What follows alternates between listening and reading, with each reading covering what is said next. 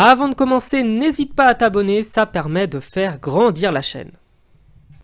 Bonjour à tous, bienvenue sur cette vidéo. Islam Slimani a aujourd'hui été victime de propos affreux pendant le match qui opposait Brest à Clermont. Donc comme d'habitude, puisque je n'ai pas les droits, je vais vous faire les sous-titres et je vais vous laisser l'audio et on reviendra dessus tout de suite. C'est grave de nos jours de se faire traiter de sale blédard.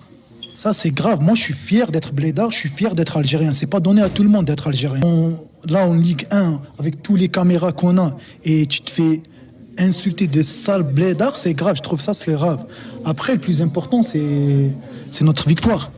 Mais qui vous a insulté de sale blédard? Vous pouvez nous le dire ou... C'est le capitaine, c'est le capitaine. Après, il y a beaucoup de joueurs africains qui jouent avec lui. Lui, il dit que c'est pas vrai.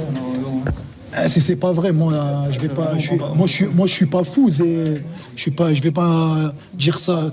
Ça fait 2 ans, 3 ans, je suis en Ligue 1. J'ai jamais dit ça. Des propos dont aura été l'auteur Johan Gatien qui a immédiatement réagi et démenti la version d'Islam Slimani. Et comme l'a dit Islam Slimani, il y a des caméras, il y a des micros, il y a tout ce qu'il faut en Ligue 1 pour retrouver l'auteur de ces propos. S'il s'avère que c'est Johan Gatien, eh bien la sanction peut être extrêmement salée. En effet, dans le sport français, ce genre de propos peut donner lieu à plus de 6 mois de suspension. C'est d'ailleurs ce qu'avait reçu un joueur de Pro D2 quand il avait insulté les origines d'un joueur de Nevers. On se doute bien que le football professionnel, encore plus à 1 mois tout juste de la Coupe du Monde, va forcément réagir très durement.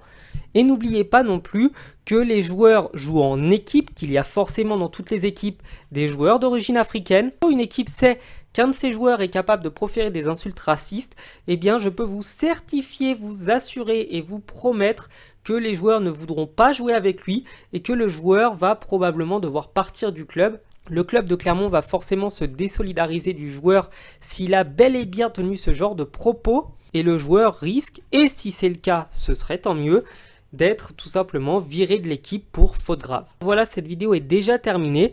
Je la conclue en vous rappelant que tant qu'on n'aura pas des preuves vidéo et audio, eh bien ça restera la parole d'un joueur contre celle d'un autre. Il ne faut surtout pas juger les gens tant qu'on n'a pas les deux versions. Il faut absolument avoir un procès équitable. C'est ce qu'on demande au tribunal et c'est ce qu'on demandera aussi sur les réseaux sociaux. Donc je condamne évidemment les paroles si elles ont bel et bien été prononcées, mais en attendant, je préfère dire qu'on n'a pas encore les preuves, qu'on n'a pas encore toutes les versions, qu'on n'a pas encore tous les témoignages avant de dire quoi que ce soit sur le joueur incriminé.